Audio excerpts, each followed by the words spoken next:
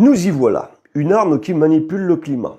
Alors, le 5 février 1998, le Parlement européen avait organisé une audition sur le projet HAARP dans le cadre d'une sous-commission sur la sécurité et le désarmement. Les États-Unis et l'OTAN avaient été invités, mais aucun représentant américain n'est venu, ce que la sous-commission a regretté, soulignant que cette absence leur avait privé de l'occasion de s'exprimer sur les informations présentées. HAARP, pour High Frequency Active Auroral Research Project, est un programme de recherche basé en Alaska, mené conjointement par l'armée de l'air et la marine américaine, avec l'Université de l'Alaska. Des projets similaires existent en Norvège, en Antarctique et dans d'anciennes installations soviétiques, mais aussi en France, plus précisément à La Ferté-Vidame.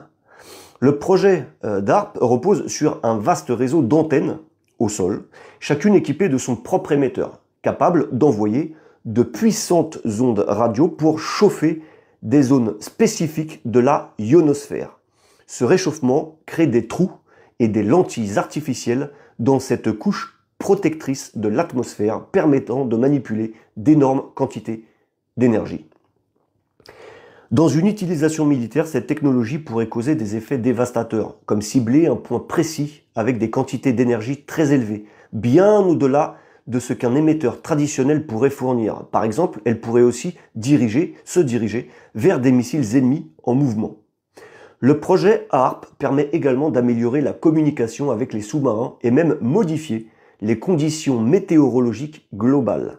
Cependant, il pourrait aussi bloquer les communications mondiales tout en laissant les États-Unis communiquer sans encombre.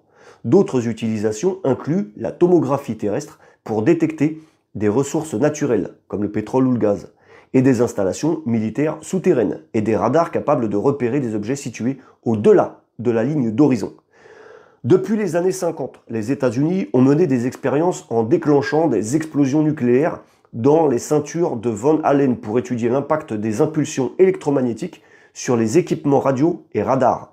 Ces essais ont généré de nouvelles ceintures de radiation entourant presque toute la Terre, créant même une aurore boréale artificielle au pôle Nord. Ces interventions risquent d'endommager durablement les ceintures de Von Allen, ce qui pourrait empêcher les communications radio sur de grandes zones. Certains scientifiques estiment qu'il faudrait des siècles pour que ces ceintures se rétablissent. HAARP pourrait également perturber le climat et menacer l'écosystème, particulièrement en Antarctique où celui-ci est très vulnérable. Les trous dans l'ionosphère causés par HAARP constituent un danger supplémentaire. L'ionosphère est en effet notre bouclier naturel contre le rayonnement cosmique, et s'il est endommagé, cela pourrait causer des effets comparables à ceux de la dégradation de la couche d'ozone.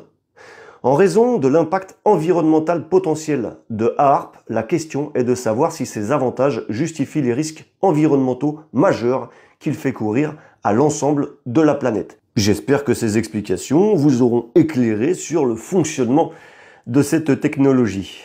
À bon entendeur.